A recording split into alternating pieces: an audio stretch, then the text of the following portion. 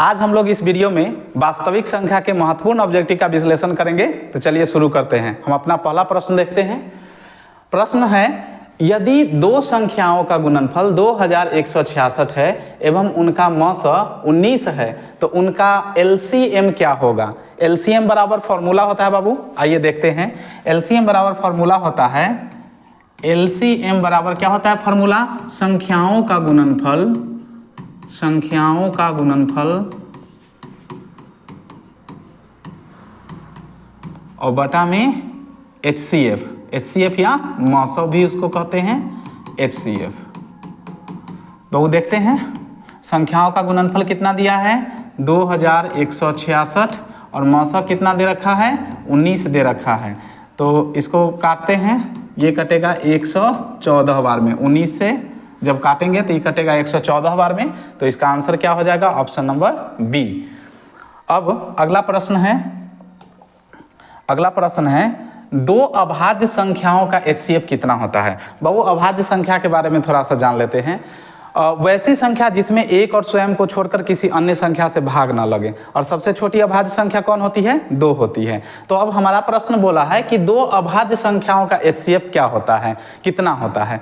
तो बाबू दो अभाज्य संख्याओं के बीच में कोई भी कॉमन फैक्टर नहीं होता है, सिर्फ एक कॉमन फैक्टर होता है, चाहे कोई भी अभाज्य संख्या हो, वो होता है 1 यानी कि 1। तो इसका HCF कितना हो जाएगा, 1 हो जाएगा। तो आप लोग याद रखेंगे कि दो अभाज्य संख्याओं का HCF कितना होता है, तो 1 होता है। तो इसका ऑप्शन नंबर ए सही है, 1। अगला प्रश्न है, दो संख्याओं की कितनी संख्याएं हैं जो 3 से विभाजित हैं।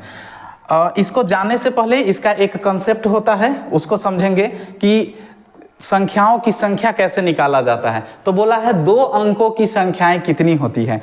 एक बात बताइएगा कि 1 से लेके और 10 तक कितनी संख्याएं हैं। हम बोलेंगे सर 10 हैं। कौन कौन सी हैं, 1 2 3 4 5 6 7 8 9 10। ये इजी है कि 1 से लेके 10 तक संख्याओं की संख्या कितनी है, तो 1 से लेके 10 तक संख्याओं की संख्या 10 है। फिर पूछेंगे तो 1 से लेके 10 तक संख्याओं की संख्या कितनी होती है बाबू, तो 10 होती है। एक्चुअल में 1 से लेके 9 तक अंक होता है और 9 के बाद संख्या होता है। तो 1 से लेके 10 तक संख्याओं की संख्या कितनी है या अंकों की संख्या कितनी है, तो 10। 1 से लेके 20 तक संख्याओं की संख्या कितनी है, तो 20। 1 से लेके 30 तक तो 30। तो एक बात बताइए, 2 अंकों की सबसे बड़ी संख्या क्या होती है, तो 99 होती है। 2 अंकों की सबसे बड़ी संख्या कितनी होती है, 99। तो एक बात बताइए, 1 से लेके और 99 तक संख्याओं की कुल संख्या कितनी हो जाएगी, 99 हो जाएगी। 1 से लेके 99 तक संख्याओं की संख्या कितनी हो जाएगी, 99। अच्छा एक और बात बताइए कि 1 से लेके 9 तक जो अंक है, तो 1 से लेके 9 तक कुल कितने अंक या कितनी संख्याएं होगी, तो 1 से लेके 9 तक जो होगी कुल 9 अंक होगी या 9 संख्या होगी। तो अब पूछा है कि 2 अंकों की कितनी संख्याएं हैं, तो 1 से लेके 99 तक 1 और 2 दोनों अंक की संख्या होती है, और 1 से लेके 9 तक केवल 1 अंक है, केवल 1 अंक वाली संख्या है। तो अब देखेंगे 1 अंक वाली संख्या हम लोग उसमें से हटा लेंगे तो जो शेष बच जाएगा वही केवल 2 अंकों वाली संख्या बचेगी। तो 99 में से हम लोग क्या कर लेंगे, 99 में से 9 को माइनस कर लेंगे तो कितना बच जाएगा, 90। यानी कि 1 से लेके और 99 तक कुल 90 ऐसी संख्या है जो 2 अंकों की होती है। तो अब हम लोग जान गए हैं कि 2 अंकों 1 से लेकर 99 तक 2 अंकों की कुल कितनी संख्याएं, कुल 2 अंकों की कुल कितनी संख्याएं, तो 90। कितना हो जाएगा, 90। तो हमको केवल 2 अंकों के बारे में ही जानना था। तो अब प्रश्न मेरा है कि 2 अंकों की कितनी संख्याएं हैं जो 3 से विभक्त है। तो आपको क्या करना है, 2 अंकों की कुल कितनी संख्याएं होती है, 90। और किससे विभक्त करने के लिए बात कर रही है, 3 से। तो 3 से इसको काट देंगे तो हो जाएगा 30। तो 2 अंकों की कुल कितनी संख्याएं हैं जो 3 से विभक्त होती है, तो वो हो जाएगी 30 ऐसी संख्याएं हैं। 2 अंकों की 30 ऐसी संख्याएं हैं जो 3 से विभक्त होगी। आप बोलेंगे कि सर ये कैसे होता है, भाग हम क्यों देंगे, तो उसके बारे में भी थोड़ा जान लीजिए। तो उसके बारे में हम लोग बताते हैं, जैसे 1 2 3 4 5 6 7 8 9। अब 1 से लेके 9 तक कुल कितनी संख्याएं बाबू? तो 9 है। कुल कितनी संख्याएं? तो 9। तो हम बोले कि जितनी भी संख्या है उसको हम लोग किस चीज से, जो जिससे काटने की बात हो रही हो, तो 3 से काटने की बात हो रही है तो 3 से काट देंगे। तो 3 ऐसी संख्याएं होगी जो 3 से विभक्त होगी। तो हम इसमें काउंट करके देख लेते हैं कि मेरा जो कथन है सही है कि नहीं। तो एक तो 3 कटेगा, एक 6 कटेगा और एक 9 कटेगा। क्या इसके अलावा कोई भी संख्या है जो 3 से कटेगा? नहीं। तो इसका मतलब हम लोग जो कॉन्सेप्ट का यूज किए हैं वो कॉन्सेप्ट बिल्कुल सही है। तो आइए इसका आंसर क्या हो जाएगा? 30 हो जाएगा। अब अगले प्रश्न की ओर चलते हैं। अगला प्रश्न है 5005 के कितने अभाज्य गुणनखंड हैं? 5005 के कुल कितने अभाज्य गुणनखंड हैं? तो बाबू इसको क्या करेंगे, सबसे पहले सिंपली हम लोग गुणनखंड करेंगे। तो गुणनखंड करेंगे तो इसमें 1 से लेके 4 तक तो किसी से लगेगा नहीं, 5 से कटेगा। तो 5 से लगाएंगे तो 1000 एक बार में कटेगा। अब 1001 जो है अभाज्य संख्या है, इसमें किसी भी संख्या से भाग नहीं लगेगी। तो इसमें पूछा है कि अभाज्य गुणनखंडों की संख्या कितनी होगी, कितने अभाज्य गुणनखंड होंगे?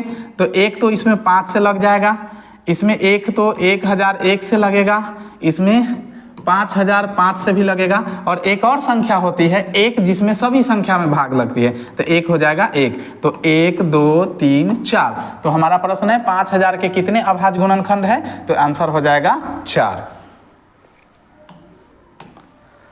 अगले प्रश्न की ओर चलते हैं। हमारा अगला प्रश्न है यदि a बराबर 2 के पावर 3 गुने 5 गुने 3 और b बराबर 2 के पावर 4 गुने 5 गुने 7, तब a और b का एलसीएम क्या होगा? तो एलसीएम निकालने के लिए बाबू क्या करते हैं, एलसीएम निकालने के लिए सबसे पहले हम लोग कॉमन फैक्टर को चुनते हैं, और कॉमन फैक्टर में जो बड़ा वाला होता है, जो ज़्यादा होता है, उसको लेते हैं। तो सबसे पहले हम लोग देखेंगे 2। तो इसमें 2 के पावर 3 कॉमन 2 और 2 है, तो यहाँ पे 2 के पावर 3 है और यहाँ पे 2 के पावर 4 है। तो एलसीएम बराबर हम लोग क्या लिखेंगे, जो कॉमन फैक्टर होता है उसका बड़ा वाला पार्ट लिखते हैं, तो 2 के पावर 4 अगुने, अब इसमें भी 5 है, इसमें भी 5 है, तो 5 ले लेंगे। अब इसके अलावा कोई भी कॉमन फैक्टर नहीं बचा है, तो जब कॉमन फैक्टर नहीं बचता है तो दोनों में जो अंक बच जाता है उन दोनों अंक को लिख देते हैं। तो इसमें बचा है 3 और इसमें बचा है 7। अब क्या कर देंगे, सबको आपस में गुना कर देंगे। तो आइए गुना करते हैं। 2 के पावर 4 का मतलब हो गया 16, और 16 पचे 80, 80 तिया 240 और 240 सते 240 में 7 से मल्टीप्लाई करेंगे 0, 7 चौके 28 के 28 2 और 7 दूनी 14 और 2 16, यानी कि 1680। तो हमारा आंसर क्या हो जाएगा, ऑप्शन नंबर बी 1680। इसको नोट करते हुए भी चलेंगे। हमारा अगला प्रश्न है 27, 35, 13 और 56 में से कौन सी संख्या अभाज्य है? तो बाबू आपको बताए थे अभाज्य संख्या वैसी संख्या होती है जिसमें 1 और स्वयं के अलावा किसी भी संख्या से भाग न लगे। तो 27 में 1 और 27 के अलावे 3 से और 9 से लग रहा है, तो ये तो भाज्य संख्या हो जाएगी, तो ये भाज्य संख्या हो जाएगी। 35 में 1 और 35 के अलावा 5 और 7 से भी लगेगा, ये भी भाज्य संख्या है। 13 में 1 और 13 के अलावा किसी भी संख्या से भाग नहीं लगेगी, इसलिए यह कौन सी संख्या है, अभाज्य संख्या। तो हमारा ऑप्शन नंबर सी सही है। अगला प्रश्न है 2 लगातार संख्याओं का HCF क्या होता है? बहुत अच्छा प्रश्न है। 2 लगातार संख्याओं का HCF क्या होता है? तो आपको पता होगा कि 2 लगातार संख्या कोई भी लेंगे। पहले आइए हम लोग उदाहरण से देखते हैं, फिर उसका आंसर बताएंगे। जैसे 2 लगातार संख्या कोई भी ले सकते हैं, 2 3, 3 4, 4 5, और इस तरह से कुछ भी आप जो 2 लगातार संख्या हो उसको ले सकते हैं। तो हम लोग देखेंगे कि इसमें ना जब हम लोग HCF निकालेंगे इसका, तो इसमें कोई भी कॉमन फैक्टर नहीं आ रहा है, कोई भी कॉमन फैक्टर नहीं आ रहा है, बस सिर्फ 1 आ रहा है। तो वही पूछा है 2 लगातार संख्याओं का HCF क्या होगा? तो 2 लगातार संख्याओं का HCF 1 होगा। और ये आपको याद रखना है कि 2 लगातार संख्याओं का HCF क्या होता है? तो 1 होता है। 2 अभाज्य संख्याओं का HCF क्या होता है? तो 1 होता है। 2 लगातार सह अभाज्य संख्याओं का HCF कितना होता है? तो 1 होता है। 2 लगातार अभाज्य संख्याओं का HCF कितना होता है? तो 1 होता है। चलिए, तो यहां पर 2 लगातार संख्याओं का HCF क्या हो जाएगा? 1 हो जाएगा, याद रखेंगे। अगला प्रश्न है अगला प्रश्न है कि सबसे छोटी अभाज्य संख्या और सबसे छोटी भाज्य संख्या और सबसे छोटी अभाज्य संख्या का HCF कितना होगा। तो सबसे पहले हम लोग जानते हैं कि सबसे छोटी भाज्य संख्या कौन सी होती है। तो सबसे छोटी भाज्य संख्या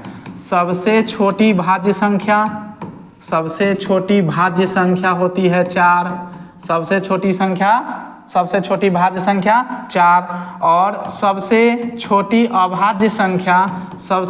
अभाज्य संख्या 2। और इसका HCF पूछा है तो आपको पता चल गया होगा कि इसका HCF क्या होगा। 2 से 4 का HCF निकाले, 2 दूनी 4। इसका HCF कितना आ जाएगा, 2 आ जाएगा। ऑप्शन नंबर बी सही है। अगले प्रश्न की ओर चलते हैं।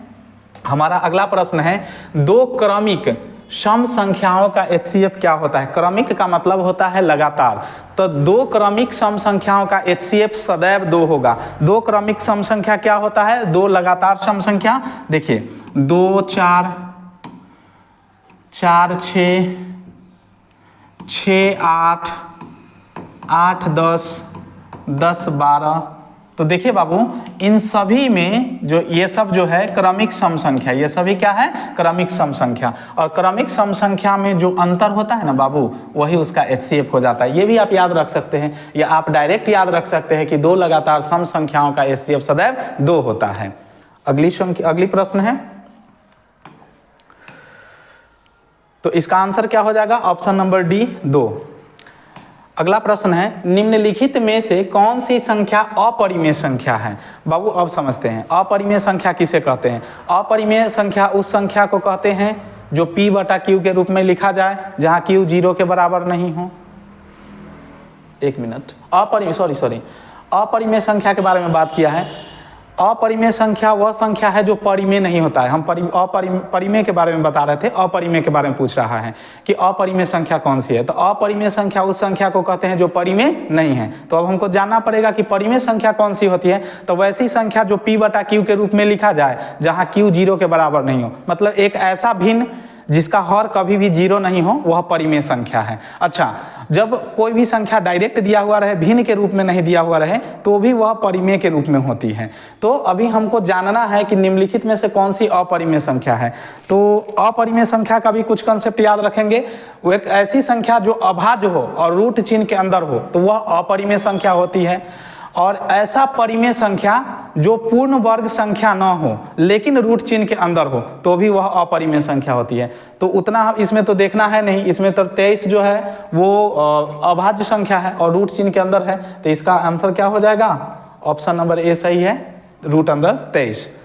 अगला प्रश्न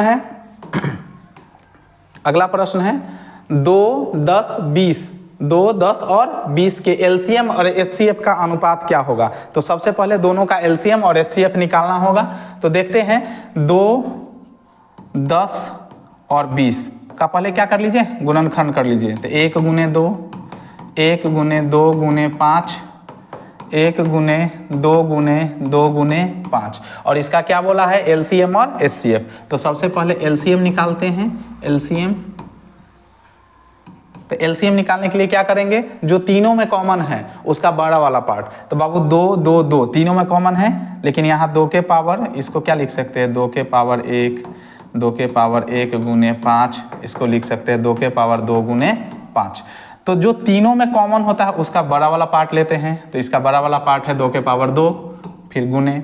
अब जो दोनों में कॉमन नहीं है उसको हम लोग गुना के रूप में लिख लेते हैं। तो इसमें और इसमें 5 है, इसमें नहीं है, तो 5 को भी हम लोग लिख लेंगे। तो ये क्या हो जाएगा, 2 दूनी 4, 4 पंचे 20। तो LCM कितना निकल गया, 20 निकल गया। अब क्या करेंगे, HCF निकालेंगे। तो HCF बराबर हम लोग क्या करेंगे, जो तीनों में कॉमन होता है उसका छोटा वाला पार्ट लेंगे। तो 2 2 2 तीनों में कॉमन है, 2 2 2 तीनों में कॉमन है, तो इसका छोटा वाला पार्ट यहाँ है 2 के पावर 1 यानी कि 2। तो LCM कितना निकला है, 20, और HCF कितना निकला है, 2। क्वेश्चन क्या बोला है, 2 10 और 20 के LCM कितना है, 20, और HCF कितना है, 2 2 का अनुपात निकाले। अनुपात निकाल दीजिए, इससे इसको काट दीजिए, कितना बार में, 10, और ये कितना बार में, 1। तो 10:1 इसका आंसर हो जाएगा ऑप्शन नंबर सी।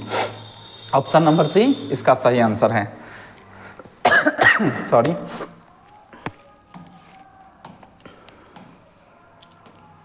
अगला प्रश्न है 65 तथा 117 का HCF 65m माइनस 117 के रूप में है, तो m का मान क्या होगा। बहुत अच्छा प्रश्न है। ये क्या बोला है कि 65 और 117 का HCF कितना दे रखा है, 65 और 17 का HCF, 65 और 17 का HCF दे रखा है 65m माइनस 117। तो हम लोग क्या कर लेंगे, 65 और 117 का HCF निकालेंगे।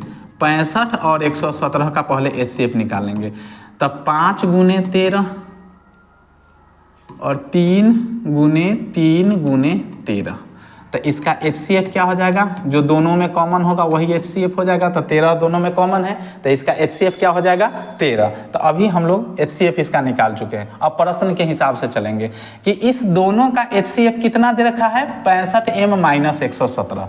तो E भी HCF है और E भी HCF है। दोनों किसका HCF है, 65 तथा 117 का। तो हम दोनों को बराबर लिख सकते हैं। तो 65m माइनस 117 बराबर 13, HCF बराबर HCF, क्योंकि दोनों एक ही संख्या का HCF दे रखा है। यहाँ पर लिखेंगे 65m बराबर, इधर 117 माइनस में तो इधर आएगा तो प्लस में, तो 13 और प्लस 117, तो 65m बराबर 117 और प्लस 13 तो 130। तो 65 से 130 कितना बार में कट जाएगा, 2, इसीलिए m बराबर क्या हो जाएगा 2। तो यहाँ पर पूछा है m का मान क्या होगा, तो m का मान क्या हो जाएगा 2 हो जाएगा। ऑप्शन नंबर बी इसका सही है। अगले प्रश्न की ओर चलते हैं। अगला प्रश्न है 144 के अभाज्य गुणनखंड में 2 का घात कितना है। 144 का गुणनखंड निकालिए। 144 के गुणनखंड में 2 से लगाएंगे तो 72, 2 से 36, 2 से 18, 2 से 9, 3 से लगाएंगे 3 तिया 9। तो किसका घात पूछा है बाबू, 2 का। तो 2 कितना बार आया है, 1, 2, 3, 4, तो यानी कि 2 के पावर 4। सिर्फ 2 का घात पूछा है तो 2 का घात हो जाएगा 4। ऑप्शन नंबर बी इसका सही आंसर है। अगला प्रश्न है निम्नलिखित में कौन सा संख्या परिमेय संख्या है। निम्नलिखित में कौन सा संख्या परिमेय संख्या है। तो परिमेय संख्या पूछा है, तो देखिए 1 का वर्गमूल कितना होता है। ऑप्शन नंबर सी इसका सही आंसर है। 1 का वर्गमूल 1 और 144 का वर्गमूल 12, तो 1/12 परिमेय संख्या है। परिमेय संख्या के बारे में थोड़ा सा समझ लेते हैं। एक ऐसी संख्या जो p/q के रूप में लिखा जाए जहां q 0 के बराबर नहीं हो, यानी कि एक ऐसा भिन्न जिसका हर कभी भी 0 नहीं हो, वह परिमेय संख्या है। तो यहाँ पे हम लोग देखेंगे, ऑप्शन को चेक करते हैं, तो रूट 50 जो है वो परफेक्ट यानी कि पूर्ण वर्ग नहीं है किसी संख्या का। और जब कोई भी संख्या पूर्ण वर्ग नहीं हो, रूट चिन्ह के अंदर हो, तो वह अपरिमेय होता है। तो रूट 50 अपरिमेय, रूट 700 भी अपरिमेय होगा। रूट 32 जो है, 32 भी किसी संख्या का पूर्ण वर्ग संख्या नहीं है। तो हम क्या बताए थे, एक ऐसी संख्या जो पूर्ण वर्ग संख्या नहीं हो और रूट चिन्ह के अंदर हो, वह अपरिमेय होता है। तो ऑप्शन नंबर ए अपरिमेय, ऑप्शन नंबर बी अपरिमेय। ऑप्शन नंबर डी देखते हैं, 5 तो परिमेय संख्या है लेकिन रूट 5 अपरिमेय संख्या है, यानी एक ऐसी संख्या जो अभाज्य हो और रूट चिन्ह के अंदर हो, वो भी अपरिमेय होता है। तो रूट 5 जो है यह अभाज्य संख्या रूट के चिन्ह के अंदर है, तो ये भी अपरिमेय संख्या है। तो जब परिमेय संख्या में अपरिमेय संख्या को जोड़ा जाता है तो वो भी अपरिमेय संख्या बन जाता है। अब ऑप्शन नंबर सी पे विचार करते हैं।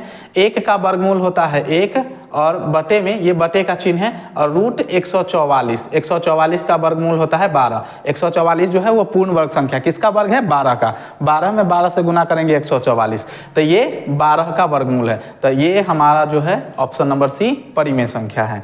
अगले प्रश्न की ओर चलते हैं। अगला प्रश्न है निम्नलिखित संख्याओं में अभाज्य संख्या का चयन करें। बहु 39 नहीं 29 पहले देख लेते हैं। इसको जब हम लोग, अभाज्य संख्या क्या होता है, एक ऐसी संख्या जिसमें 1 और स्वयं को छोड़कर किसी और संख्या से भाग न लगे, अभाज्य होती है। तो इसमें 3 और 5 से भाग लग रहा है, तो ये भाज्य हो जाएगा। क्या हो जाएगा, भाज्य। 39 है, इसमें 1 और 39 को छोड़ के 3 और 13 से लग रहा है, तो ये भी भाज्य है। 33 जो है उसमें 1 और 33 के अलावा 3 और 11 से भी लग रहा है, लेकिन 29 में 1 और 29 के अलावा किसी भी अन्य संख्या से भाग नहीं लग रहा है, इसीलिए ये क्या हो जाएगा, अभाज्य संख्या। तो ऑप्शन नंबर डी इसका सही है। अगले प्रश्न की ओर चलते हैं। अगला प्रश्न है, यदि a और b दो अभाज्य संख्याएं हैं तो उनका हो तो a और b का एलसीएम क्या होगा। याद रखेंगे, जब अभाज्य संख्याओं का एलसीएम ज्ञात करने के लिए दे, क्योंकि उसमें कोई भी कॉमन फैक्टर नहीं होता, जितने भी अभाज्य संख्या दी हुई रहती है उसमें कोई भी कॉमन फैक्टर नहीं होता है, इसलिए बस अभाज्य संख्याओं का एलसीएम क्या हो जाएगा, सभी का गुणनफल। तो क्या लिखा है, यदि a और b अभाज्य संख्या है तो a और b का एलसीएम क्या हो जाएगा, तो a और b का एलसीएम क्या हो जाएगा, a में b से गुना कर देंगे, तो इसका ऑप्शन नंबर सी सही आंसर है। अगले प्रश्न की ओर चलते हैं। अगला प्रश्न दिया है 45 और 60 का HCF क्या होगा। इसको आप दो तरह से बना सकते हैं, भाग विधि से भी बना सकते हैं और गुणनखंड विधि से। तो आप दोनों विधि देख लीजिए। 45 से 60 का HCF निकालिए। 45 से का 45, 10 में से 5 गया तो 5, और ये बच गया 5 में से 4 गया तो 1। अब इधर 45 को उतारेंगे, 15 तिया 45, ये कट जाएगा। यहाँ पे लास्ट में जो आता है वही मेरा HCF हो जाता है, तो इसका HCF क्या हो जाएगा, 15। अगर आप गुणनखंड विधि से बनाना चाहते हैं तो भी देख लीजिए। हम लोग क्या करेंगे, सबसे पहले 45 का गुणनखंड निकालेंगे, फिर 60 का गुणनखंड निकालेंगे। तो 45 का गुणनखंड निकालेंगे तो 45 का गुणनखंड 15 तिया 45, तो पहले तो 3 लिख देंगे, फिर 15 का भी तोड़ेंगे तो 3 गुने 5, और 60 है तो 15 चौका 60, तो 4 को तोड़ेंगे तो 2 गुने 2, अब 15 चौका तो 4 का तो हो गया, 15 का तो 3 गुने 5। तो इसमें कॉमन क्या क्या है, तो HCF हमको निकालना है, तो बस सिर्फ जो कॉमन फैक्टर है उसको हम लोग मल्टीप्लाई कर देते हैं, गुना कर देते हैं। तो देखिए इसमें 3 है, यहाँ पे भी 3 है, तो एक 3 लिख देंगे, इसमें 5 है, इसमें भी 5 है, तो इसमें 5 लिख देंगे। अब कोई भी कॉमन फैक्टर नहीं बचा है, तो जो हम लोग ने लिखा है उसको गुना कर देते हैं, 5 तिया 15, तो हमारा HCF क्या हो गया बाबू, 15 हो गया। तो आप दोनों विधि का प्रयोग कर सकते हैं। अगला प्रश्न है,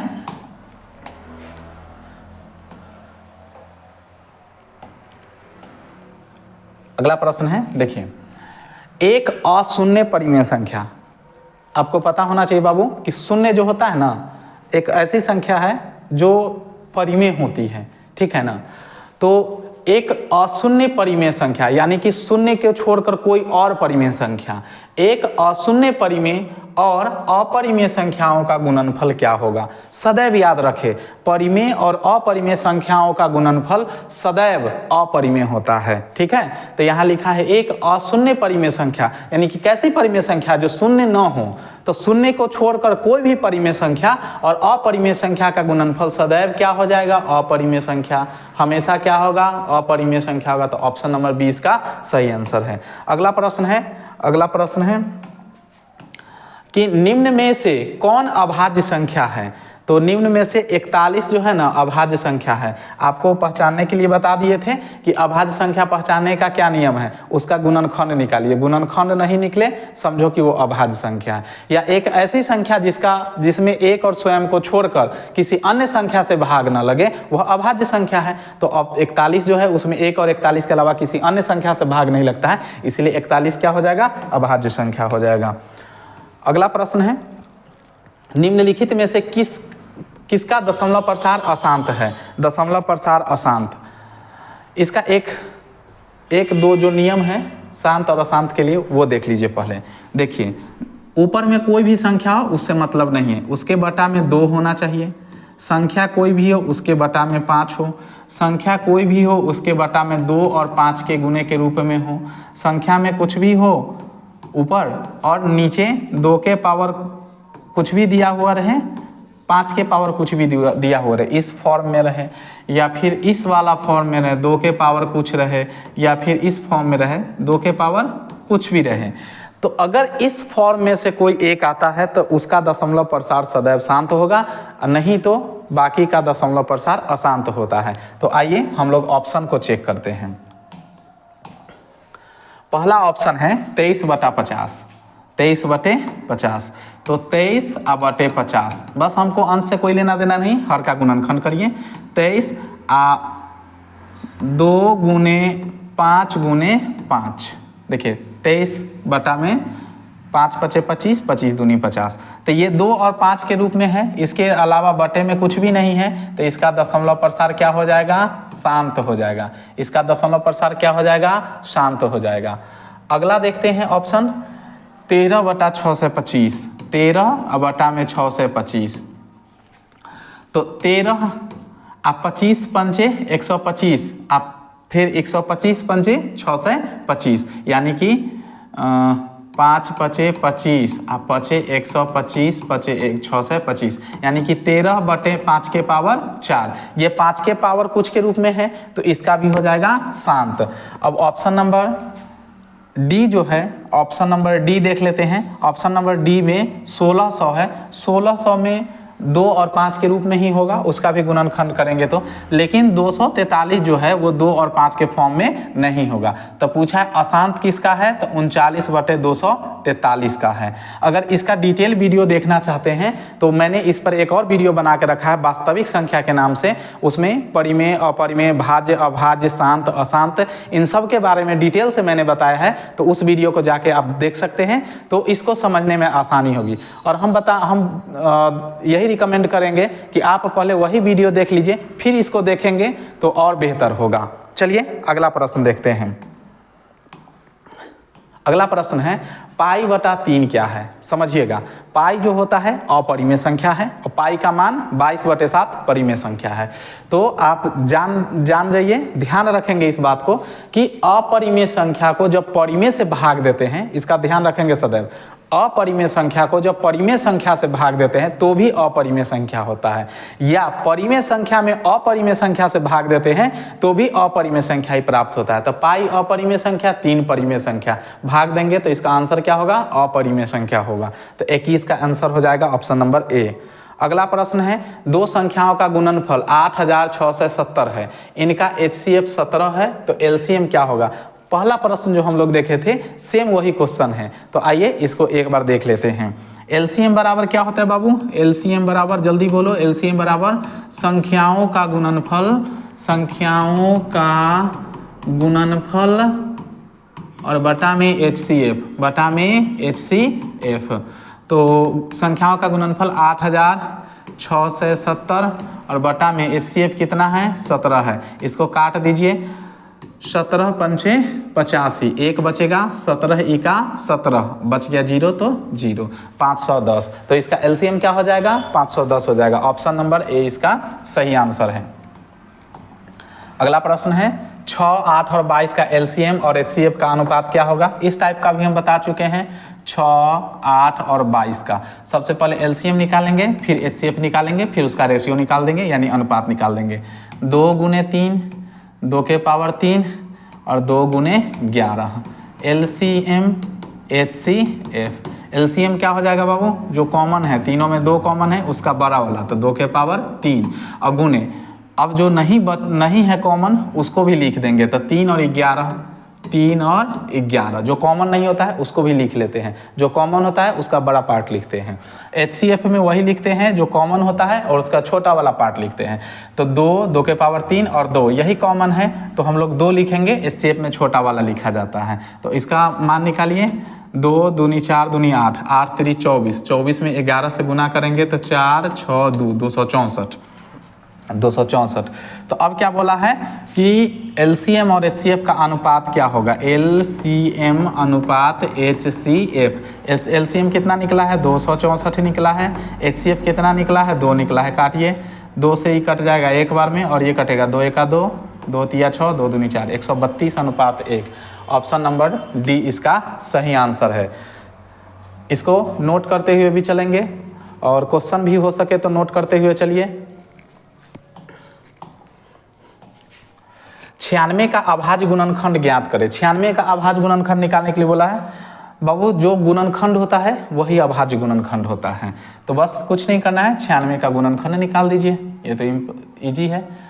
2 से 2 चौके 8, 2 8 16, 48 बार में, 2 से 24, 2 से 12, 2 से 6, 2 से 3, बस इसका गुणनखंड बोला है। तो 1 2 3 4 5, तो 2 के पावर 5 और गुने 3, कहाँ है?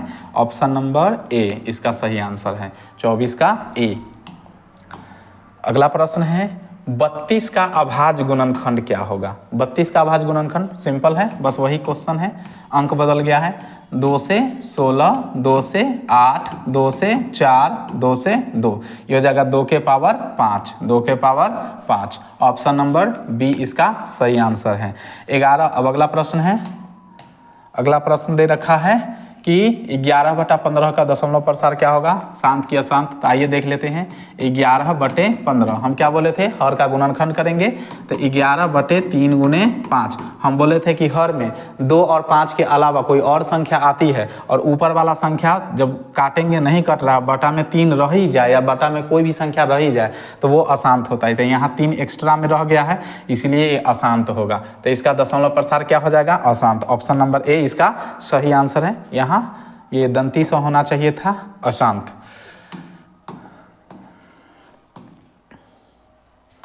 अगला प्रश्न है 7 + 3√2 क्या है?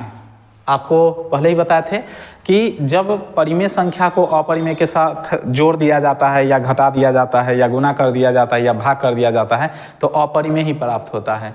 तो निश्चित रूप से √2 जो है अपरिमेय है। जब 3 को गुना करेंगे तो 3√2 भी अपरिमेय हो जाएगी, और 7 परिमेय है लेकिन 3√2 अपरिमेय है। तो 3√2 को 7 में जब जोड़ेंगे तो वह अपरिमेय संख्या ही हो जाएगी। तो ये ऑप्शन नंबर ए इसका सही आंसर है। ऑप्शन नंबर ए सही है, अपरिमेय संख्या है। निम्नलिखित में से कौन सा परिमेय संख्या है? परिमेय संख्या बोला है एक ऐसी संख्या जो पूर्ण वर्ग संख्या और रूट चिन्ह के अंदर हो, परिमेय होता है। और एक ऐसी संख्या जो अभाज्य हो और रूट चिन्ह के अंदर हो तो वह अपरिमेय संख्या होता है। तो √5, √7 और √11 अपरिमेय संख्या है, क्योंकि ये 5, 7 और 11 अभाज्य संख्या रूट चिन्ह के अंदर है, इसलिए यह अपरिमेय संख्या है। और 9 जो है वह भाज्य संख्या है और पूर्ण वर्ग संख्या है, रूट चिन्ह के अंदर है, फिर भी वह परिमेय संख्या हो जाएगी। क्योंकि इसका अगर हम लोग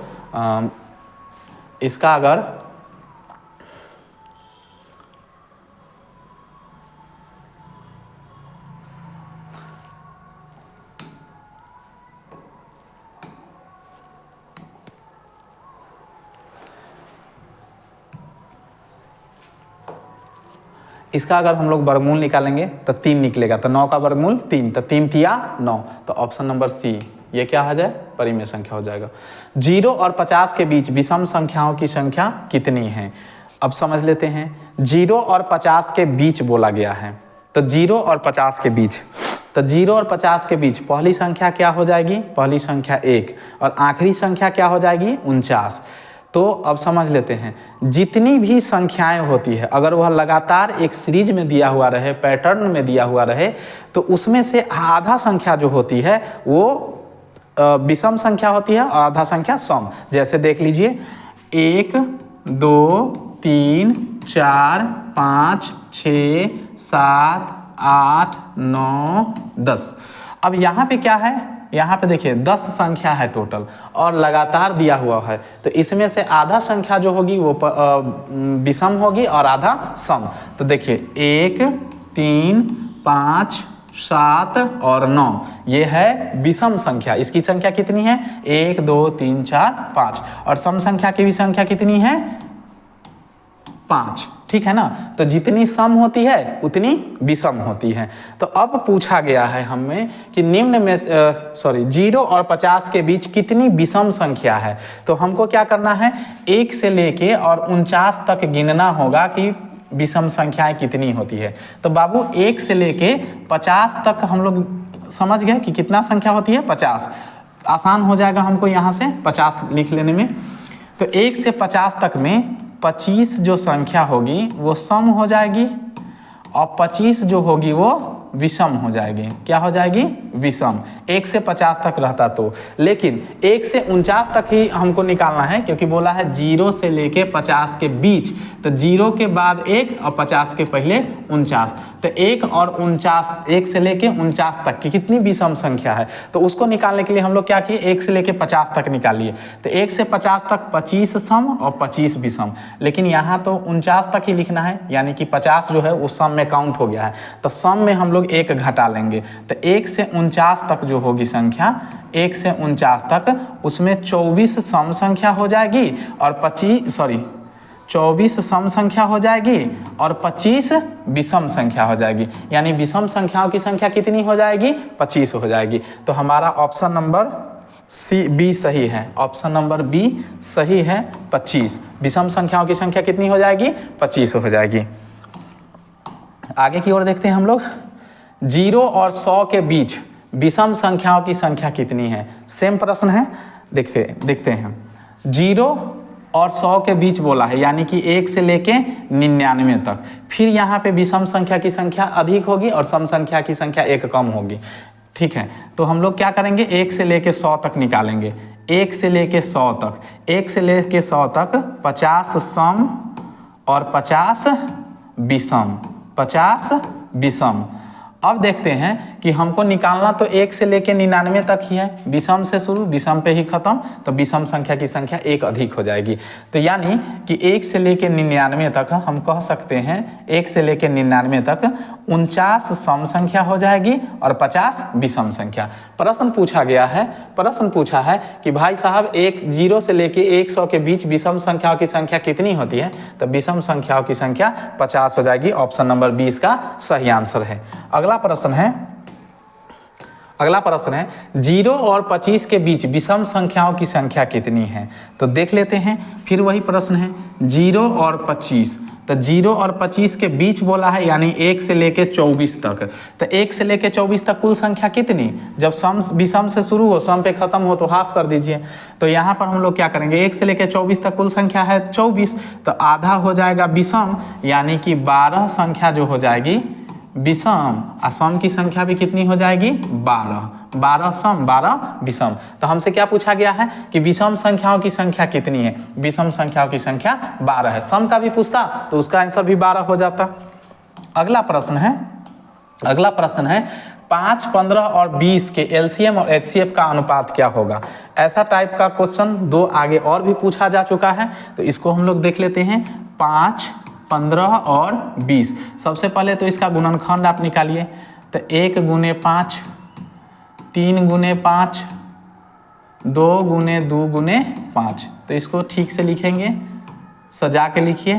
तो ये 5, ये 3 गुने 5, और इसको सजा के लिखने का मतलब घात के रूप में, 2 के पावर 2 गुने 5। अब हमको क्या निकालना है, एलसीएम और एचसीएफ। अब एलसीएम निकालना है तो जो कॉमन है पहले लिख लेंगे, 5, 5, 5 कॉमन है तो 5 लिख लेंगे।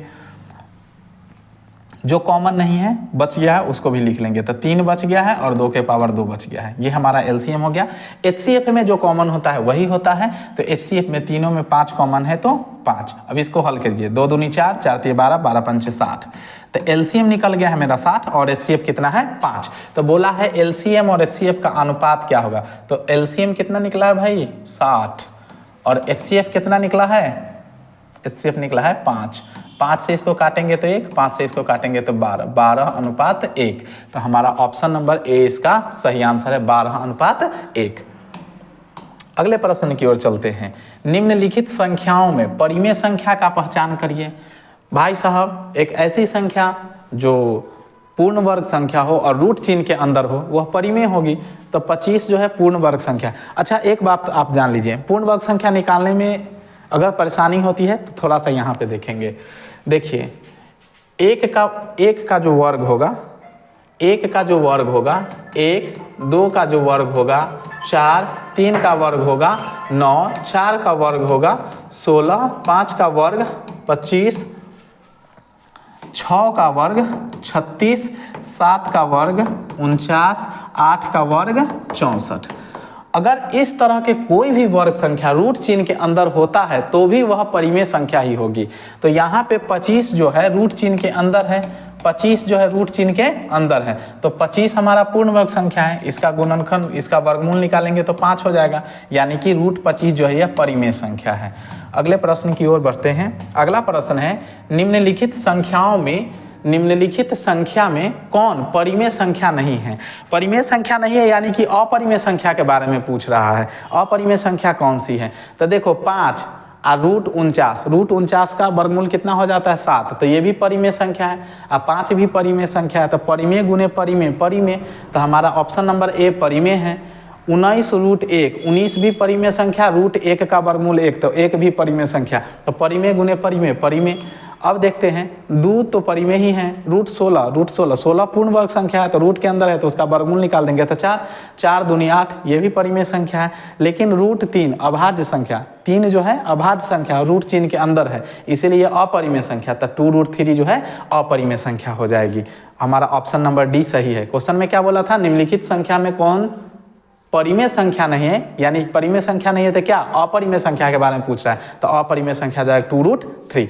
अगला प्रश्न है, निम्नलिखित संख्या में कौन परिमेय संख्या नहीं? फिर वही क्वेश्चन है, परिमेय संख्या नहीं है तो किसके बारे में पूछ रहा है? अपरिमेय संख्या के बारे में पूछ रहा है। तो देख लीजिए, जो पूर्ण वर्ग संख्या नहीं है ना, वही अपरिमेय संख्या है। तो 6 से 25, 25 में 25 से गुना करेंगे, 6 से 25, ये पूर्ण वर्ग संख्या है ना। 15 में 15 से गुना करेंगे तो 225, तो ये 225 भी पूर्ण वर्ग संख्या है। 81 जो है ना, 81 भी 9 का वर्ग है, तो 81 भी पूर्ण वर्ग संख्या है। लेकिन 125 किसी का पूर्ण वर्ग संख्या नहीं है। हम बोले कि एक ऐसी संख्या जो पूर्ण वर्ग संख्या नहीं हो, रूट चिन्ह के अंदर हो, वह अपरिमेय संख्या हो जाती है। तो पूछा है कि निम्नलिखित में कौन परिमेय संख्या नहीं है, तो रूट अंडर 125 परिमेय संख्या नहीं है, यानी अपरिमेय संख्या है। अगला ये ऑप्शन नंबर डी सही है। अगला प्रश्न है, दो संख्याएं a और 18 का LCM 36 है तथा HCF 2 है, तो a का मान क्या हो जाएगा? बहुत बढ़िया, अच्छा प्रश्न है, देख लेते हैं। क्या बोला है? दो संख्याओं, यानी कि पहली संख्या a है, दूसरी संख्या कितनी है? 18 है, और फिर बोला है LCM 36 है, HCF 2 है। LCM कितना है? 36 है, HCF कितना है? 2 है। एक सूत्र होता है, याद रखेंगे, पहली संख्या गुने दूसरी संख्या बराबर LCM गुने HCF। ये सूत्र लिख दे क्या? ला लिख ही देते हैं। पहली संख्या गुने दूसरी संख्या बराबर LCM गुने HCF। ये एक सूत्र होता है, इसको आप याद रखेंगे। तो पहली संख्या a है, दूसरी संख्या 18 है, तो पहली संख्या गुने दूसरी संख्या बराबर LCM गुने HCF, तो LCM 36 HCF 2। तो अब क्या कर देंगे हम लोग? a बराबर 36 गुने 2, a इधर 18 में है तो इधर आएगा तो भाग में, 18 से 36 को काटेंगे 2 बार में, तो a बराबर 2 दूनी 4, तो a का मान कितना हो जाएगा? 4। तो ऑप्शन नंबर सी इसका सही आंसर है। अगला प्रश्न है, यदि p तथा q दो अभाज्य संख्याएं हैं, यदि p तथा q दो अभाज्य संख्याएं हैं तो उनका HCF कितना होगा? बाबू, दो अभाज्य संख्या का HCF सदैव 1 होता है, तो इसका आंसर हो जाएगा 1, ऑप्शन नंबर बी। सबसे छोटी अभाज्य संख्या और सबसे छोटी भाज्य संख्या का गुणनफल कितना होगा? सबसे छोटी अभाज्य संख्या 2 और सबसे छोटी भाज्य संख्या 4, उसका गुणनफल कितना हो जाएगा? 2 गुनी 4 बराबर 8, तो ऑप्शन नंबर डी इसका सही आंसर है। अगला प्रश्न है, किसी पूर्णांक m के लिए सम संख्या क्या होगा? बाबू, जब सम संख्या में किसी संख्या से गुना किया जाता है तो सम हो जाएगा, तो किसी पूर्णांक m के लिए सम संख्या का मान क्या हो जाएगा? तो देख लीजिए, दो सम संख्या है, उसको m में अगर गुना करेंगे सम संख्या आ जाएगा। अब m अगर विषम होगा, उसमें सम से भाग देंगे तो वो कटेगा नहीं, और 2m सम संख्या है, उसमें विषम संख्या से भाग देंगे तो वो विषम संख्या हो जाएगी। तो इसका आंसर जो है ना, ऑप्शन नंबर ए सही है। अगला प्रश्न है, निम्नलिखित में से कौन सी संख्या परिमेय है? निम्नलिखित में से कौन सी संख्या परिमेय है? तो रूट 64 और रूट 81। देखिए, जो पूर्ण वर्ग संख्या होती है, रूट के अंदर होती है ना, तो वो सदैव परिमेय संख्या होती है। तो रूट 64 जो है पूर्ण वर्ग संख्या, 81 भी पूर्ण वर्ग संख्या, रूट के अंदर है तो भी यह परिमेय है, तो ऑप्शन नंबर बी इसका सही हो जाएगा। ऑप्शन नंबर बी इसका सही आंसर है। अगला प्रश्न है, अगला प्रश्न है, निम्न में किसका दशमलव प्रसार शांत है? तो देखिए, जिसके बटा में 2 हो या 5 हो, तो यहाँ 3/8, 8 का गुणनखंड करेंगे तो 2 के पावर 3, तो 3/2 के पावर 3, इसी का इसका जो दशमलव प्रसार होगा शांत होगा, बाकी सबका अशांत होगा। शांत अशांत पे भी हम वीडियो बना चुके हैं। जो प्रथम वीडियो है वास्तविक संख्या वाला, क्रैश कोर्स 1 उस पर लिखा हुआ है, जाके आप उसको देखें, तब इस चैप्टर को देखेंगे, बेहतरीन ढंग से आपको समझ में आएगा। उसमें और भी बेहतर ढंग से समझाने का प्रयास किया गया है। अगला प्रश्न है, 6/7 का दशमलव प्रसार क्या होगा? हम क्या बोले थे कि अगर कोई संख्या दिया हुआ है, उसके बटा में 2 और 5 के अलावा कोई अन्य संख्या आती है तो उसका दशमलव प्रसार अशांत ही होगा। यहाँ बटा में 7 है तो इसका दशमलव प्रसार क्या हो जाएगा? अशांत हो जाएगा। 6/15 का दशमलव प्रसार क्या होगा? इसका देख लीजिए थोड़ा सा, 6/15। अब क्या होगा? इसको सिंप्लीफाई करेंगे। सबसे पहले 3 से काटेंगे 2 बार में, 3 से काटेंगे 5 बार में, तो ये हो जाएगा 2/5। हम बोले किसी संख्या के बटा में 5 हो, उसका दशमलव प्रसार क्या होता है? शांत होता है। बहु एक यहाँ मिस प्रिंट है, दंती स वाला शांत यहाँ लिखा जाएगा, ठीक है ना, शांत, ठीक है। अगला प्रश्न है, 4 - √3 क्या है? अपरिमेय संख्या है। हम बोले परिमेय संख्या में से अगर किसी भी अपरिमेय संख्या को घटाया जाए तो वह अपरिमेय संख्या ही बचती है, तो √3 अपरिमेय संख्या, 4 जो है वह परिमेय संख्या है, ठीक है ना। तो इसका आंसर क्या हो जाएगा? इसका आंसर हो जाएगा परिमेय संख्या। अगला प्रश्न है, सॉरी अपरिमेय संख्या, इसका आंसर हो जाएगा अपरिमेय संख्या। अगला प्रश्न है, निम्नलिखित में से कौन सी अभाज्य संख्या है?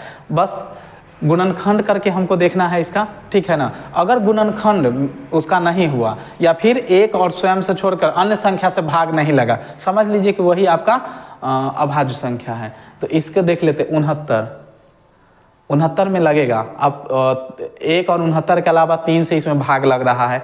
61 एक ऐसी संख्या है जिसमें 1 और 61 के अलावा किसी अन्य संख्या से भाग नहीं लग रहा है, 61 अभाज्य संख्या है। 2 परिमेय संख्याओं के बीच कितना परिमेय संख्या हो सकता है? याद रखेंगे, 2 संख्याओं के बीच अनंत परिमेय या अपरिमेय संख्या निकाला जा सकता है।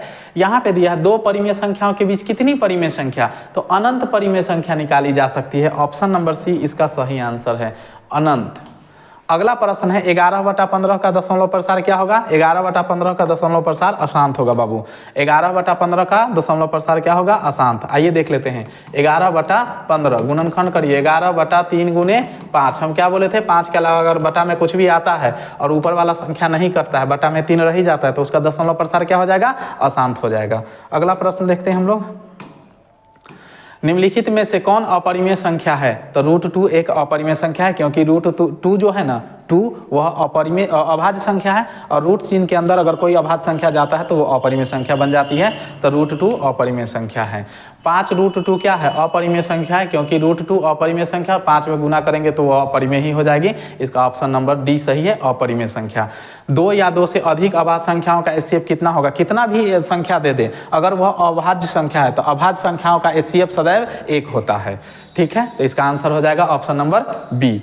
अगला प्रश्न है, 2.13 113 1113। अब यहाँ पे देख लीजिए, दशमलव के बाद अंक का मान बदलते जा रहा है ना, और यहाँ पे डैश डैश डैश लगा हुआ है, तो इस केस में अपरिमेय संख्या होगी। आप याद रखेंगे कि दशमलव के बाद अगर अंक बदलते रहे या वेरी करते रहे और लास्ट में डैश डैश डैश लगा दे तो वो अपरिमेय संख्या होती है। अगला क्वेश्चन है, पाई क्या है? तो पाई एक अपरिमेय संख्या है। अब पूछेगा पाई का मान, यानी कि 22/7 क्या है? तो परिमेय संख्या है। याद रखेंगे इस चीज को। √3/√12 निम्न में से क्या है? आइए इसको सिंप्लीफाई करके देख लेते हैं। √3/√12, तो देखिए √3 को √3 रहने दीजिए और √12 है, तो इसका गुणनखंड करिए तो हो जाएगा 4 तिया 12, 4 का वर्गमूल 2, ये हो जाएगा √3, तो 2√3 √3 से √3 कट गया, 1/2। यह परिमेय संख्या है, क्योंकि रूट चिन्ह के अंदर नहीं है, तो √3/√12 परिमेय संख्या है। अगले प्रश्न की ओर बढ़ते हैं। अगला प्रश्न है, 3 - √3 क्या है? तो 3 - √3, यानी कि देखिए √3 जो है अपरिमेय संख्या, 3 परिमेय, परिमेय में से अपरिमेय घटाएंगे तो क्या होता है? अपरिमेय ही होता है, तो यह अपरिमेय संख्या है। 1/√7 क्या है? देखिए जब परिमेय संख्या में अपरिमेय संख्या से भाग दिया जाता है तो वह अपरिमेय संख्या ही होता है। √7 अपरिमेय संख्या है, 1 परिमेय संख्या, 1 में अगर √7 से भाग देंगे तो अपरिमेय ही होगा। इसका ऑप्शन नंबर सी सही आंसर है। 5√2 क्या है? अपरिमेय संख्या है। 5.2372 क्या है? परिमेय संख्या है। क्या है? परिमेय संख्या है। कैसे है एक बार देख लीजिए। 5.2372। अब इसको क्या करना है? इसको हम लोग भिन्न के रूप में बदल देते हैं। तो 52372 बटे दशमलव के बदला में एक 4 अंक है, 4 शून्य। ये क्या हो जाएगा? ये परिमेय संख्या है। ये क्या है? परिमेय संख्या है। अगले प्रश्न की ओर बढ़ते हैं। निम्नलिखित में से कौन सी संख्या बी जातीय है? बी जातीय मतलब दूसरे जात का है, ठीक है ना। इसमें से 3 ऐसी संख्या होगी जो किसी न किसी रूप में समान होगी। तो √11 अपरिमेय संख्या है, 2/3 परिमेय संख्या है, √25/√49 परिमेय अपरिमेय, 25 का वर्गमूल 5, 49 का वर्गमूल 7, तो 5/7, तो ये भी परिमेय है। 7/3 भी परिमेय है। तो बी सी डी तीनों परिमेय हैं और ए जो है अपरिमेय है। तो इसमें क्या बोला है? निम्न में से कौन सी संख्या बी जातीय है, यानी कि अलग है। तो ऑप्शन नंबर ए अलग है, क्योंकि ये अपरिमेय है, बाकी सब परिमेय हैं। तो इसका आंसर क्या हो जाएगा? ऑप्शन नंबर ए। अगला प्रश्न है, निम्नलिखित में कौन सी संख्या अलग है? इसमें पूछा है कि कौन सी संख्या अलग है। तो 3/5 परिमेय, √16/√4 परिमेय, √2/5 अपरिमेय, 25/4 परिमेय। तो ऑप्शन नंबर सी जो है ये अलग है, क्योंकि यह अपरिमेय है, बाकी सब परिमेय है। तो इसका ऑप्शन नंबर सी सही आंसर है। अगला प्रश्न है, 2 और 2.5 के बीच, 2 और 2.5 के बीच कितनी अपरिमेय संख्याएं? एक मिनट। 2 और 2.5 के बीच की अपरिमेय संख्या है। 2 और 2.5 के बीच की अपरिमेय संख्या है। इसको क्या करेंगे? सबसे पहले हम लोग इस सब का वर्गमूल निकालेंगे। तो देखिए 12.5 का जब वर्गमूल निकालेंगे, ठीक है ना, तो 12.5 का वर्गमूल कितना हो जाएगा? बताइएगा। 12.5 का वर्गमूल 3.53 और √22 का कितना हो जाएगा? 22.5 का वर्गमूल 4.74, √5 का 2.23 और √11 का 3.31। अब देख लेते हैं कि ये जो क्वेश्चन है ना, एक तो बिहार बोर्ड में पूछता नहीं है, फिर भी अगर ऐसा क्वेश्चन पूछे तो आपको वर्गमूल निकालना पड़ेगा। इसका कोई भी शॉर्ट ट्रिक नहीं है, ठीक है ना। तो वर्गमूल निकाल लीजिएगा। तो पूछा कि 2 और 2.5 के बीच अपरिमेय संख्या कौन सी है, ठीक है ना। तो 2 और 2.5 के बीच में 2.23 जो है ये आ रहा है। तो हमारा ऑप्शन नंबर सी सही हो जाएगा, ठीक है ना, √5, ठीक है। अब अगले प्रश्न की ओर बढ़ते हैं। निम्नलिखित में से कौन सा कथन सही है? 2 अपरिमेय संख्याओं का गुणनफल हमेशा अपरिमेय होता है। एक परिमेय व एक अपरिमेय संख्या का गुणनफल हमेशा अपरिमेय होता है। 2 परिमेय संख्याओं का जोड़ कभी भी अपरिमेय नहीं हो सकता है। एक पूर्णांक तथा एक अपरिमेय संख्या का जोड़ कभी भी पूर्णांक नहीं हो सकता है। बोला है कि कौन सा कथन सही है। देखिए 2 अपरिमेय संख्याओं का गुणनफल हमेशा अपरिमेय होता है, यह कथन गलत है। कैसे गलत है? √3 भी अपरिमेय है और फिर √3 से ही उसमें गुना करेंगे तो वह परिमेय हो जाता है। तो इसमें बोला है कि कभी भी, यानी कि हमेशा अपरिमेय ही होता है, नहीं, कभी परिमेय और कभी अपरिमेय हो सकता है। तो हमारा पहला कथन गलत है। दूसरा कथन है, एक परिमेय व अपरिमेय संख्या का गुणनफल हमेशा अपरिमेय होता है, यह सत्य है। एक परिमेय संख्या और एक अपरिमेय संख्या का गुणनफल सदैव अपरिमेय होता है। तो ऑप्शन नंबर बी इसका सही आंसर है। तो इसका ऑप्शन नंबर बी सही आंसर है। अगला प्रश्न है, यदि n एक प्राकृत संख्या है तो √n क्या होगा? √n अब प्राकृत संख्या है तो पूर्ण वर्ग संख्या है या नहीं है, इसके बारे में कोई जिक्र नहीं है। केवल प्राकृत संख्या है तो पूर्ण वर्ग संख्या हो भी सकता है, नहीं भी हो सकता है। यानी कि अगर रूट चिन्ह के अंदर अगर वो आएगा, ठीक है, यहाँ क्या बोला है कि रूट के अंदर, तो रूट के अंदर जब आएगा तो अगर वह पूर्ण वर्ग संख्या होगा तो परिमेय हो जाएगा, अगर पूर्ण वर्ग संख्या नहीं होगा तो अपरिमेय हो जाएगा। तो इसका मतलब है कि ये नहीं, अगर प्राकृत संख्या और रूट चिन्ह के अंदर है तो कभी परिमेय और कभी अपरिमेय। तो इसका आंसर क्या हो जाएगा? ऑप्शन नंबर सी, कभी परिमेय और कभी अपरिमेय। अगला प्रश्न हम लोग देख रहे हैं, यूक्लिड विभाजन एल्गोरिथम 2 धनात्मक पूर्णांकों के निम्न में से किसे परिकलित, यहाँ परिकलित होना चाहिए, परिकलित करने का तरीका है। तो HCF यूक्लिड विभाजन प्रमेयिका से हम लोग HCF निकालते हैं, दो संख्याओं के बीच का क्या निकालते हैं, HCF निकालते हैं। तो ऑप्शन नंबर बी इसका सही आंसर है। अगला प्रश्न है कि x के पावर a1 x के पावर n प्लस 1 का एक गुणनखंड x प्लस 1 है, तो n निश्चित रूप से क्या होगा, n निश्चित रूप से क्या होगा, n निश्चित रूप से क्या होगा। क्वेश्चन है, क्या पूछा है, x के पावर n प्लस 1 का एक, x के पावर n प्लस 1 का एक गुणांक x प्लस 1 है, तो n निश्चित रूप से होगा। बाबू इस तरह का क्वेश्चन बिहार बोर्ड में पूछा भी नहीं जाता है, लेकिन चलिए आप समझ लीजिए, इसका आंसर याद रखेंगे। यह एक जब विषम पूर्णांक संख्या होगी ना, जब n जो है विषम पूर्णांक संख्या के रूप में होगी, तब x प्लस 1 इसका एक गुणांक हो सकता है। तो इसका ऑप्शन नंबर सी, परीक्षा में पहला नंबर तो पूछता नहीं है, पूछेगा भी तो डायरेक्ट पूछेगा, इसका आंसर ही डायरेक्ट याद रखेंगे। x के पावर n प्लस 1 एक गुणक x का, यहाँ पे छूटा का गुणक, x के पावर n प्लस 1 का एक गुणक x प्लस 1 है, तो n निश्चित रूप से क्या होगा, तो n जो है एक विषम पूर्णांक होगा। बस आंसर याद रखें। अगला क्वेश्चन की ओर हम लोग बढ़ते हैं। अगले प्रश्न में बोला गया है कि संख्या रेखा पर प्रत्येक बिंदु क्या प्रदर्शित करता है। तो बाबू एक वास्तविक संख्या वाला जब वीडियो देखेंगे तो उसमें हम एक परिभाषा बोले थे, उसमें क्या बोले थे कि ऐसी संख्या जिसे संख्या रेखा पर प्रदर्शित किया जा सके उसे वास्तविक संख्या कहते हैं। उसी प्रश्न को यहाँ पूछ लिया गया है, संख्या रेखा पर प्रत्येक बिंदु क्या प्रदर्शित करता है, तो एक वास्तविक संख्या को प्रदर्शित करता है। ऑप्शन नंबर डी इसका सही आंसर है। अगला प्रश्न है, निम्नलिखित में से किस भिन्न का दशमलव प्रसार शांत है। तो आप लोग बताओ किसका शांत है, बहुत सारा इस पे हम बता दिए आगे क्वेश्चन। आओ देखते हैं। सबसे पहले हम लोग क्या करेंगे, गुणनखंड के रूप में लिखेंगे। तो आप देखिए 11/700, तो 11/7 गुने 100, अगर 100 रहे तो दशमलव प्रसार शांत ही होगा, लेकिन बटा में 7 आ रहा है तो इसका दशमलव प्रसार अशांत होगा, अशांत। तो हमारा तो ऑप्शन नंबर ए सही होगा नहीं। अगले प्रश्न की ओर, अगले ऑप्शन की ओर देखते हैं। 91/2100, तो 21 गुने 100 लिख सकते हैं। अब 7 से काटेंगे तो ये 13 बार में कटेगा और 7 से 3 बार में, 3 यहाँ बटा पे रह जाता है, ये भी अशांत होगा। तो option number B, option number A दोनों अशांत है। ऑप्शन नंबर सी चेक करते हैं। सी में है 343 बटे में 2 के पावर 3 गुने 5 के पावर 3 गुने 7 के पावर 3। इसको चेक कर लेते हैं।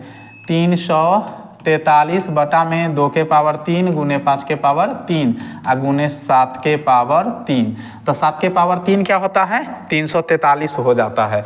और बटा में देख लीजिए 2 के पावर 3 और 5 के पावर 3 बच जा रहा है, यानी इससे ये कट जाएगा, ऊपर बच जाएगा 1 और बटा में 2 के पावर 3 गुने 5 के पावर 3। तो ये शांत है। तो हमारा ऑप्शन नंबर सी सही आंसर है। अगले प्रश्न की ओर बढ़ते हैं। अगला प्रश्न है, सबसे छोटी पूर्ण वर्ग संख्या जो 16, 20 तथा 24 से पूर्णतः भाज्य हो वह संख्या क्या है। क्या बोला है, सबसे छोटी पूर्ण वर्ग संख्या। तो सबसे पहले पूर्ण वर्ग संख्या चुन लो भाई। देखो ऑप्शन में, ऑप्शन नंबर ए वर्ग संख्या है किसका, 60 का। 60 का वर्ग करोगे 3600 होगा। 1200 जो है वह पूर्ण वर्ग संख्या नहीं है और 2400 पूर्ण वर्ग संख्या नहीं है। क्वेश्चन में बोला है कि पूर्ण वर्ग संख्या, तो ऑप्शन नंबर बी और डी तो पहले कट गया, ये पूर्ण वर्ग संख्या नहीं है। अब चेक करना है कि उसमें 16, 20 और 24 से भी भाग लगना चाहिए। तो देखिए 1600 तो पूर्ण वर्ग संख्या है, लेकिन उसमें 24 से भाग लग रहा है कि नहीं लग रहा है। तीनों से भाग लगा के देखिए, क्योंकि 1600 में 16 से भाग लगेगा, 20 से लगेगा और 24 से लगा के देख ले रहे हैं। 16 गुने 100 अब बटा में 24 को हम लोग क्या लिख सकते हैं, 8 3 24, 8 गुने 3, 8 से 2 में कट गया तो ऊपर बच गया 200 अब बटा में 3। ये कट नहीं रहा है, दशमलव में आएगा इसका। तो ऑप्शन नंबर बी, सी, डी तीनों में से कोई नहीं कटेगा। ऑप्शन नंबर ए इसका सही आंसर है। अगला है, दो संख्याओं का एलसीएम उनके एचसीएफ का 14 गुना है। बहुत अच्छा क्वेश्चन है। दो संख्याओं का एलसीएम उसके एचसीएफ का 14 गुना है। अगर एचसीएफ मान लेते हैं कि x है तो एलसीएम क्या हो जाएगा, 14x हो जाएगा। बोला कि एचसीएफ एलसीएम और एचसीएफ का योग 600 है, यानी कि x प्लस 14x बराबर 600 है। यदि एक संख्या 2800 है तो दूसरी संख्या क्या है, तो पहले x का मान निकालिए, फिर LCM और HCF निकाल लीजिए। तो 15x बराबर 600, तो x बराबर 600 बटे में 15, 15 चौके 60, जीरो का जीरो, तो x का मान कितना निकला 40। तो यहाँ पर LCM HCF कितना हो जाएगा 40, और LCM क्या हो जाएगा 560। 40 में 14 से गुना करेंगे तो 560, तो LCM और HCF पता चल गया। अब पहली संख्या दिया, यानी एक संख्या दिया है 280, तो दूसरी संख्या क्या हो जाएगा, तो दूसरी संख्या बराबर वो फॉर्मूला होता है, दूसरी संख्या बराबर फॉर्मूला होता है, दूसरी संख्या बराबर LCM गुने HCF बटा में LCM गुने HCF बटा में पहली संख्या, पहली संख्या। तो देखिए LCM कितना निकला है 560, HCF कितना है 40, और पहली संख्या कितना है 280। तो 280 से 560 को काटेंगे कितना बार में, 2 बार में, और दूसरी संख्या क्या हो जाएगी 40 दूनी 80। तो हमारा ऑप्शन नंबर बी सही आंसर है 80, ऑप्शन नंबर सी। अगला प्रश्न है 6x के पावर 4y तथा 12xy का HCF क्या हो जाएगा, बस गुणनखंड कर लीजिए बाबू। 6x के पावर 4y का गुणनखंड हो जाएगा 2 गुने 3 गुने x गुने x गुने x गुने x गुने y, और 12xy का गुणनखंड करेंगे तो 2 गुने 2 गुने 3 गुने x गुने y। अब इसका HCF निकालना है। हम HCF निकालने के लिए क्या बोले थे, जो दोनों में कॉमन है वही HCF हो जाएगा। तो 2 और 2 दोनों में कॉमन है तो 2, 3 दोनों में कॉमन है तो गुने 3, x दोनों में कॉमन है तो x, y दोनों में कॉमन है तो y। तो HCF क्या हो जाएगा 3 दूनी 6 x y, यही हमारा ऑप्शन आंसर हो जाएगा, ऑप्शन नंबर बी। अगला प्रश्न है √10 गुने √15 किसके बराबर है। आइए √10 को हम लोग क्या लिख सकते हैं, √10 को लिख सकते हैं 2 गुने 5 अगुने √2 गुने √5 अगुने √3, √15 को क्या लिख सकते हैं √3 गुने √5। तो क्या हो जाएगा 5 दोनों से अलग कर लेंगे और 3 में 2 से गुना करेंगे तो क्या हो जाएगा, 1 मिनट,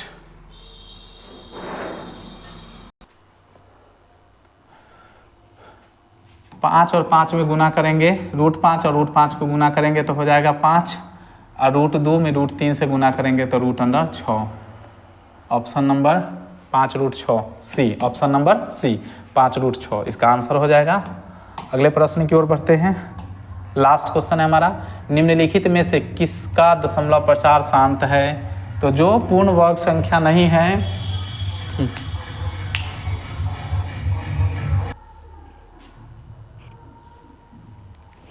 निम्नलिखित में से किसका दशमलव प्रसार शांत है। वो देखो शांत के बारे में हम बहुत कुछ बता चुके हैं। आप देखिए 243 कंप्लीट रूप से इसको काटेगा नहीं, बटा में 5 और 2 के अलावा दूसरा चीज़ आ रहा है। तो अशांत √17, अशांत 23 भी रहेगा बटा में तो अशांत, लेकिन 6 से 25 है तो ये 5 के पावर 4 हो जाएगा, ठीक है ना। तो इसीलिए ये हो जाएगा ऑप्शन नंबर डी शांत, ठीक है। तो इसका आंसर क्या मार देंगे, ऑप्शन नंबर डी। अगर इस पर डिटेल वीडियो देखना चाहते हैं शांत अशांत के बारे में, भाज्य अभाज्य, परिमेय अपरिमेय के बारे में, तो वास्तविक संख्या के नाम से इस चैनल पे आज से 1 महीना पहले ही वीडियो अपलोड कर दिया गया है। तो पहले उस वीडियो को देख लीजिए, फिर ये वीडियो देखेंगे तो अच्छे ढंग से समझ में आएगा। आज के लिए इतना ही।